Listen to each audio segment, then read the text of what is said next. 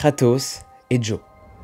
Non, aucun rapport avec ces deux personnages-là de fiction, vraiment, il n'y a aucun rapport, rien n'est lié. Ces deux personnes-là, peut-être que vous ne les connaissez pas, mais si vous êtes fan de threads d'horreur, alors il y a peut-être moyen. Kratos et Joe sont des gens qui racontent des threads d'horreur. Et aujourd'hui, je me suis dit, pourquoi pas les faire venir sur la chaîne pour qu'ils nous racontent 2 histoires. Enfin, du moins, une chacune. Vous l'aurez peut-être compris, du coup, 3 histoires aujourd'hui au programme, dont une sera racontée par moi-même, la deuxième, et les 2 autres seront racontées par Kratos et Joe. J'espère que leurs histoires vous plairont, j'espère que mon histoire vous plaira. Je l'ai pris sur Reddit, elle est assez originale, j'ai pas trop vu ça dans les threads d'horreur habituels que peuvent raconter les gens sur YouTube, donc j'espère voilà, qu'elle vous plaira. Et on est parti. Bon Léo mon ref et la commu de Léo, d'ailleurs vous êtes des grands ouf, n'oubliez pas, ce soir je vais vous raconter une histoire, c'est celle de Vei qui a 23 ans. Et pour contextualiser, dès le début de cette histoire, elle commence par nous préciser qu'elle s'est passée en 2019. À ce moment-là de sa vie, elle a 18-19 ans et elle est en stage dans une animalerie. Et à ce moment-là de sa vie, elle cherchait un travail et en attendant, Pôle emploi lui avait conseillé un stage et donc c'était celui-là. Pour nous raconter un petit peu son quotidien lors de ce stage, le lundi matin, elle arrive à peu près aux alentours de 9 h, elle commence par nettoyer les cages des animaux et ce jusqu'à midi. Après ça, elle mange normalement et elle finit sa journée tranquillement. Sauf que ce lundi-là est assez spécial parce que Vei se rend compte que c'est en fait son dernier lundi au sein de cette entreprise. En fait, pendant la pause déjeuner, une agence l'avait appelée pour lui demander si elle était disponible pour travailler dès le lendemain dans un de leurs magasins. L'occasion est beaucoup trop belle, Vei est super contente. Du coup, elle va directement prévenir son employeur à l'animalerie, lui dire que le lendemain, elle ne sera plus là parce qu'elle va travailler autre part et lui dit que c'est complètement ok, qu'il n'y a aucun souci et que clairement, il lui souhaite le meilleur. Vei est super contente et super excitée à l'idée de démarrer un nouveau boulot, du coup clairement pendant toute la soirée, elle ne fait que y penser et le lendemain, elle s'y rend et elle commence sa journée. Et les premiers jours se passent super bien, elle est bien accueillie, elle commence à apprendre un petit peu les ficelles du métier, bref, elle vit sa meilleure vie. Et finalement, jeudi arrive, elle fait la rencontre de Thomas, qui lui aussi a été contacté par l'agence pour démarrer le boulot aujourd'hui. Vei et Thomas sont un petit peu dans la même situation, ils ont été contactés de la même manière, par la même agence, et les deux sont débutants, du coup ils vont être formés un petit peu ensemble, et donc amenés à passer du temps ensemble, et Vei nous le dit, à travers ses premiers jours, le contact ne passe pas super bien, et elle n'aime pas vraiment Thomas. C'est un espèce de feeling qui lui est coincé au fond de la gorge, elle ne sait pas trop l'expliquer, en soi il n'est pas super méchant, mais elle a vraiment l'impression que c'est le genre de cas à qui on ne peut pas faire confiance. Mais bon, après tout, ça reste un collègue, il faut entretenir des liens professionnels, du coup elle va essayer de passer outre ça pour qu'il y ait une bonne ambiance de travail et clairement elle va prendre sur elle. Malheureusement, c'est vraiment pas de chance pour elle, elle a vraiment l'impression d'être touchée par le karma divin parce que pendant les prochains jours et pendant toute la semaine quasiment, elle va être amenée à travailler au même endroit que lui, au même rayon et du coup elle va physiquement le côtoyer pendant très longtemps. Et pendant qu'ils bossent ensemble, que Vei essaie de se concentrer au maximum pour essayer de l'oublier, au fur et à mesure Thomas va commencer à l'aborder un petit peu, à lui raconter des choses sur sa vie personnelle, des choses qu'elle n'a absolument pas demandé. Et comme on va le voir, les doutes de Vei vont vite se confirmer parce que le gars va commencer à lui raconter des anecdotes vraiment ultra cheloues, clairement il n'y a pas d'autre mot. Par exemple, un moment, il va lui dire qu'il a une petite amie, que c'était une ex avec qui il est resté pendant 1 an, mais que cette dernière ne voulait absolument pas de relation physique avec lui et du coup au bout de 6 mois, il en a eu marre et il l'a donc touché.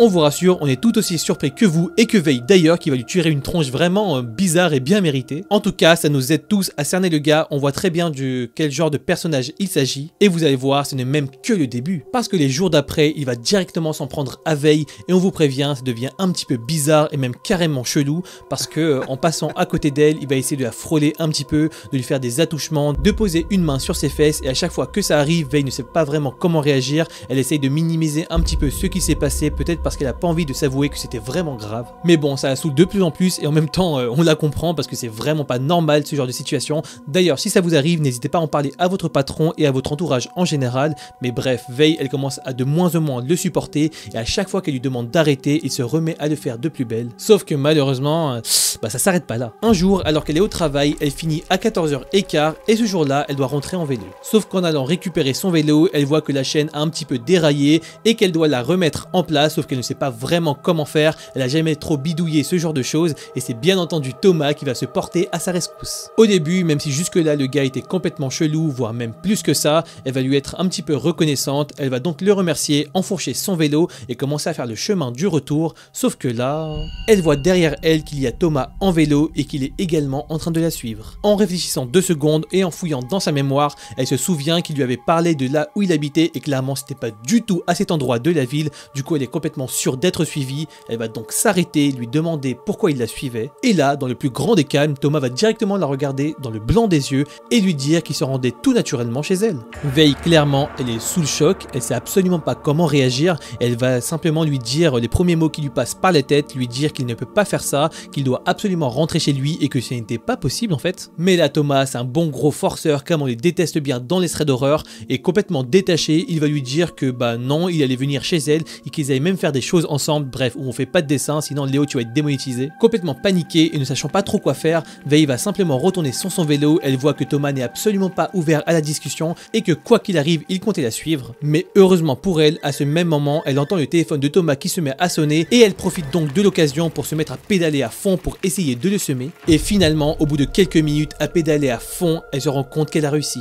Veille rentre finalement chez elle et après ça, la routine continue. C'est un petit peu bizarre, mais Veille devait certainement être sous le choc. Elle devait encore une fois être en train de minimiser la dangerosité et la gravité des faits parce qu'elle ne va parler à personne de cet incident, de ses attouchements, et d'ailleurs ces derniers vont continuer au boulot. Et c'est finalement le dernier jour de son contrat, au bout des 2 semaines qui se sont écoulées dans ce magasin, qu'elle va voir une collègue à elle pour lui parler de la situation sans toutefois citer Thomas et lui demander si c'était normal qu'elle subisse ces attouchements. Et c'est tout à fait normal, sa collègue est complètement scandalisée, tout simplement. Elle va lui dire que c'était certainement Thomas dont elle parlait parce que de toute façon ils étaient tout le temps ensemble et qu'il lui avait également toujours semblé chelou. À ce moment-là, Veille est quand même super stressée, elle a très peur des conséquences qui pourraient retomber sur Thomas et donc sur elle s'il apprenait qu'elle l'avait en quelque sorte dénoncé, et la collègue de Veille va lui dire de l'attendre ici le temps qu'elle en parle à sa supérieure, et c'est à ce moment-là, sous la pression et sous la peur, que cette dernière se met à faire une crise d'angoisse. Et malheureusement, on n'aura pas vraiment de fin mot de cette histoire, on ne sait pas vraiment ce qui est arrivé à Thomas, quelle peine il a eu s'il en a eu une.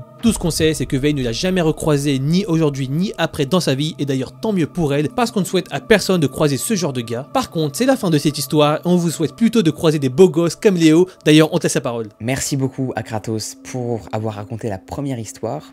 Maintenant passons à la mienne.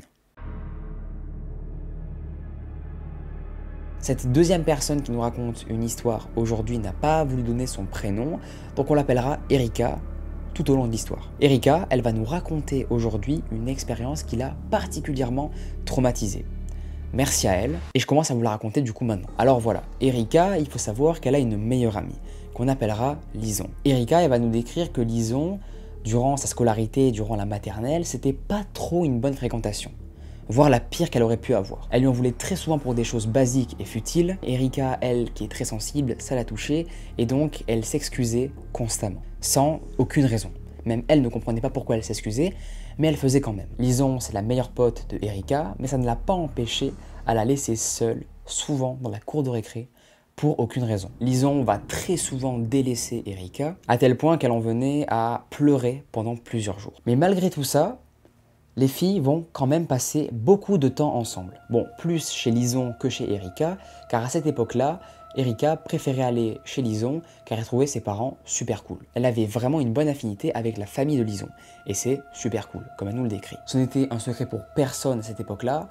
Erika, pendant l'année de CP, elle était super forte en cours, à tel point que ses parents et ses professeurs l'ont fait passer en CM1, afin qu'elle se retrouve dans la même classe que Lison, car elle avait un an de plus qu'elle. On pourrait croire que c'est une coïncidence, mais en fait non. Erika vivait vraiment pour cette fille. Elle agissait en fonction de ce qu'elle voulait et lui disait que ce qu'elle voulait entendre. Une relation bien toxique comme on les aime pas.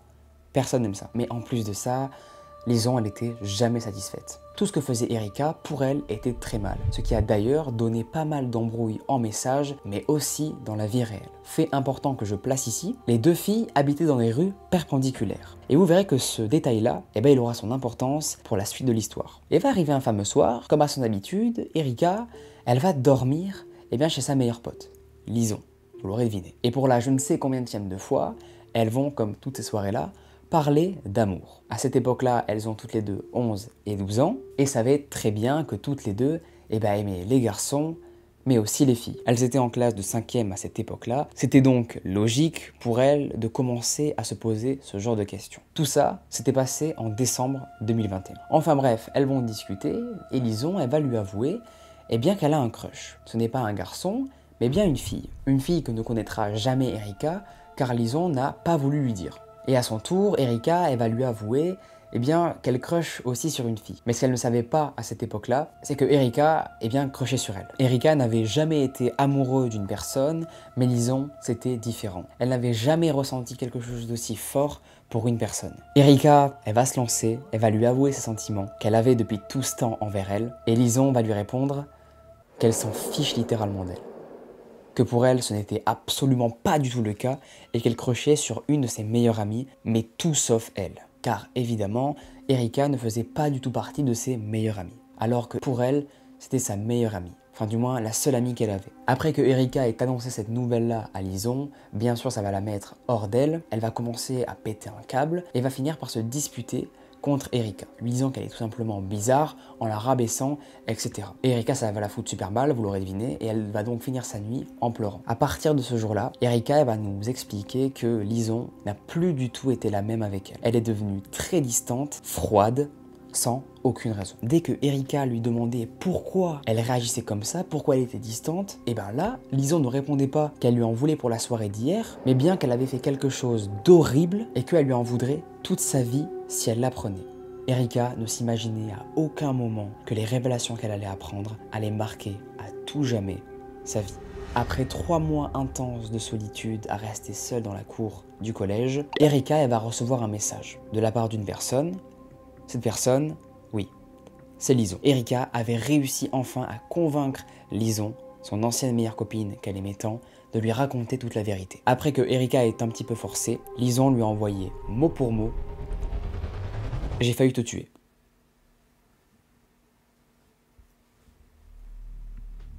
Elle lui a par la suite expliqué que cette fameuse nuit, où Erika lui avait avoué ses sentiments, pendant qu'elle dormait, elle avait pris un couteau et qu'elle s'était mis au-dessus d'elle et avait failli la poignarder, sans aucune pitié. Immédiatement, Erika, elle va fondre en larmes et va tout raconter à sa mère. Erika va prendre le plus de captures d'écran possible pour avoir des preuves en cas de problème. Et Lison avait le culot de demander à Erika qu'elle reste sa meilleure amie. Erika, vous savez, elle est extrêmement attachée à Lison et elle avait du mal à lui dire non. Elle était dans une dépendance affective énorme. Pour vous dire, elle n'imaginait même pas sa vie sans elle. Mais elle a finalement fini par la bloquer. Sa mère va lui demander si elle voulait porter plainte, mais Erika a refusé. À l'heure d'aujourd'hui, et avec le recul, elle ne sait pas pourquoi elle n'a pas porté plainte, mais elle nous explique que sûrement à cette époque-là, elle voulait juste oublier cette personne, cette fille-là, même si ça a été très très dur pour elle. Erika, elle va préférer taire un peu l'histoire, elle va pas trop en parler à ses potes, qu'elle n'a pas d'ailleurs, elle n'a pas trop d'amis, c'est super triste, mais c'est une réalité, elle n'a pas d'amis du tout. Mais Lison par contre, elle va faire tout l'inverse. Elle va en parler à tout le monde de cette histoire-là. Toute la classe va être mise au courant de cette histoire, et un mec d'ailleurs qui était homophobe a dit aux nouvelles amies qu'elle s'était fait récemment qu'elle parlait dans leur dos, ce qui était totalement faux. C'était juste pour ruiner les nouvelles amitiés que venait de se faire Erika. Dites-vous que Erika actuellement est encore dans sa classe, elle est en 4e, et comme c'est un petit collège, ils sont 13, c'est très petit, ils sont dans les mêmes cours pratiquement, le latin, hop, ils font ça pareil, et c'est tout simplement horrible quoi, horrible. Erika va essayer de s'en remettre comme elle peut, elle va même y arriver, mais va passer avant ça par une dépression d'environ 6 mois. Erika, au moment où elle écrit le post, il faut savoir que Lison lui a reparlé il y a quelques semaines de ça, en lui disant qu'elle était super heureuse qu'elle ne soit plus en colère contre elle. Elle était persuadée que Erika ne lui en voulait plus, mais ce qu'elle ne savait pas, c'est qu'elle se trompait. Elle lui a ensuite dit que de toute façon, si elle voulait la tuer, eh bien qu'elle pourrait, étant donné que Lison savait parfaitement et se souvenait surtout où habitait Erika. Les deux filles habitaient dans des rues perpendiculaires. Erika va finir par en parler à sa mère, lui raconter qu'elle vient littéralement de se faire menacer par la fille qui aurait pu totalement la tuer. En écoutant ça, sa mère va proposer à sa fille de porter plainte, mais encore une fois,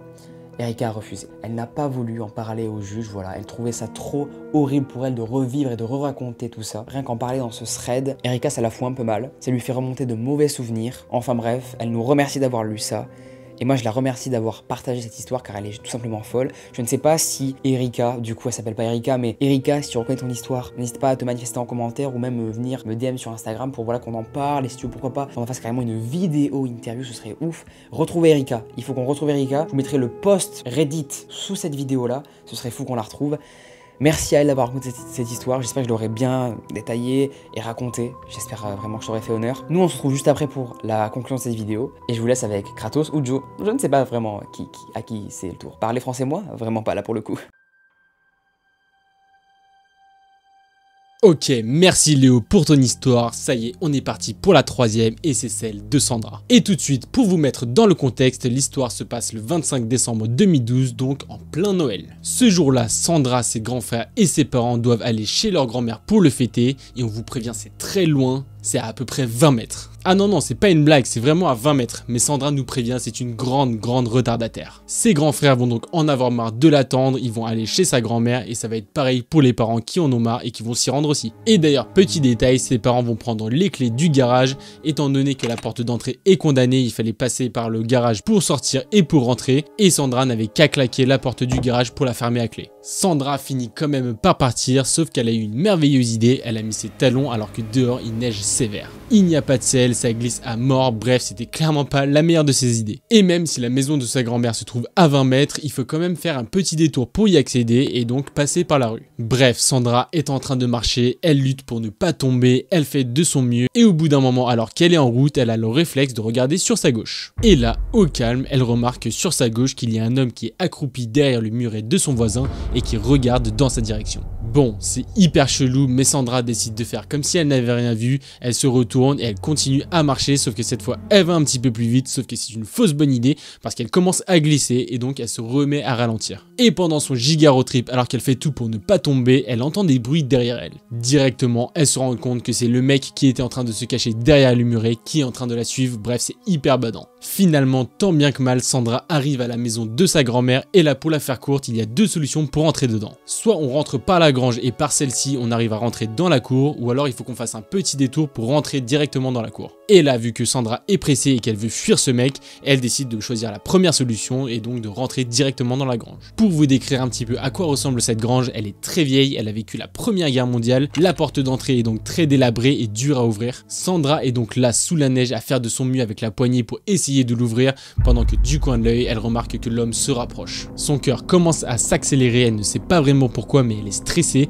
et en regardant vers l'homme, elle remarque qu'il est grand, brun, qu'il est assez baraque et qu'il a l'air d'avoir à peu près la trentaine. Et finalement, l'homme n'est plus qu'à 3-4 mètres lorsque la porte cède enfin et s'ouvre. Sandra s'empresse de rentrer dans le garage et de claquer la porte derrière elle, et au moins elle se dit que si l'homme essayait encore de la suivre, elle allait gagner un petit peu de temps parce que lui aussi galérerait à ouvrir la porte. Sans attendre, Sandra se dirige tout de suite vers la deuxième porte qui donne accès à la cour, et c'est en ouvrant cette porte qu'elle se retourne et qu'elle se rend compte que l'homme a réussi finalement à ouvrir la première porte, ce qui confirme ses mauvaises intentions. À ce moment-là, Sandra comprend une chose, c'est qu'elle doit courir le plus vite possible. Elle remarque que dans la neige, sa grand-mère avait déjà tracé un petit chemin, ce qui va l'éviter de galérer, et donc intérieurement, elle leur remercie de tout son cœur. Et sans se retourner, elle se précipite le plus rapidement possible vers la maison, et enfin, elle y parvient. Sandra ferme la porte à clé derrière elle, et en se retournant, elle remarque que l'homme est sorti de la grange, qu'il est dehors et qu'il est maintenant en train de la fixer. Complètement hébétée par la situation et se demandant encore ce qui venait de se passer, sa mère se dirige vers elle avec un grand sourire en lui proposant de la charcuterie. Elle lui demande si ça va toute souriante, et Sandra, complètement paniquée, va quand même lui répondre que oui. Pendant toute la soirée, elle ne va pas arrêter de penser à cette histoire. Lorsqu'elle mange, elle y repense. Elle va même y penser lorsqu'elle joue à la DS. D'ailleurs, c'était pour ça qu'elle était en retard, c'est parce qu'elle voulait prendre sa DS. Et elle ne sait pas pourquoi, mais elle a un super mauvais feeling à propos de ce gars. Et en fait, sans surprise, comme on est dans un thread d'horreur, son instinct avait complètement raison. Parce que quelques mois après, alors qu'elle ne l'avait pas recroisé depuis, elle va voir son visage à la télé. Et tout simplement, dans le plus grand des calmes, la chaîne de télé va annoncer que l'homme avait pris quelques années de prison. Et ces années-là, il ne les avait pas volées parce qu'il avait été condamné pour tentative d'enlèvement et pour possession d'images de mineurs. Bref, on vous fait pas de dessin. Cette histoire va complètement hanter Sandra, qui ne va pas arrêter de se refaire l'histoire 1000 fois dans sa tête, et elle va pas arrêter de se demander ce qui se serait passé s'il avait réussi à l'attraper. Et le pire dans toute cette histoire, c'est qu'il y a certaines questions qui n'auront jamais de réponse. Pourquoi ce gars l'attendait à cet endroit-là précis? Comment il savait à quel moment elle devait sortir de la maison? Est-ce que ce mec la connaissait? Bref, ces questions n'auront aucune réponse. Aujourd'hui, Sandra habite toujours au même endroit et elle nous dit malheureusement qu'elle a du mal à rester chez elle sans être à deux doigts de faire une crise d'angoisse. Du coup, depuis ses 12 ans, l'âge à laquelle s'est passée cette histoire, elle le conseille à tout le monde. Lorsqu'on est jeune, il faut absolument faire très attention lorsqu'on sort seul la nuit. Merci les amis d'avoir suivi cette vidéo, j'espère qu'elle vous aura plu. Merci à Kratos et Joe d'avoir participé à celle-ci. Ça m'a fait vraiment plaisir de voir voilà, d'autres têtes sur la chaîne. Même pour vous, je pense que vous avez fait plaisir car vous aimez tous pratiquement, ou je l'espère, les threads d'horreur sur cette chaîne-là. Et donc j'imagine que vous regardez un petit peu les autres chaînes et que vous êtes déjà tombé peut-être ou pas sur la chaîne de Kratos et Joe. Donc j'espère que leur narration vous a un petit peu fait kiffer ou même voir beaucoup. N'hésitez pas à me faire voilà, un petit retour sur les histoires. N'hésitez pas à m'envoyer vos histoires que vous avez vécues sur l'adresse mail story.leo.yt. Je vous aime. Pas de rapport. Je raconterai, vos histoires si vraiment vous êtes chaud de me les raconter et de me les partager. Comme ça, voilà, ça me fait du contenu et je mets en avant vos histoires et c'est super cool. Je trouve que c'est un bon compromis de ouf. J'espère que vos épreuves, les amis, se sont bien passées ou même si vous taffez, j'espère que votre taf se passe actuellement bien. Vraiment, prenez soin de vous. J'espère que ça vous fait kiffer en fait d'avoir des vidéos, histoires, voilà, que vous regardez soit après le taf, soit après les cours. J'espère que ça vous détend un petit peu et c'est vraiment mon but de vous faire passer un bon moment. Merci à tous de me suivre et on se dit à la prochaine pour une nouvelle vidéo.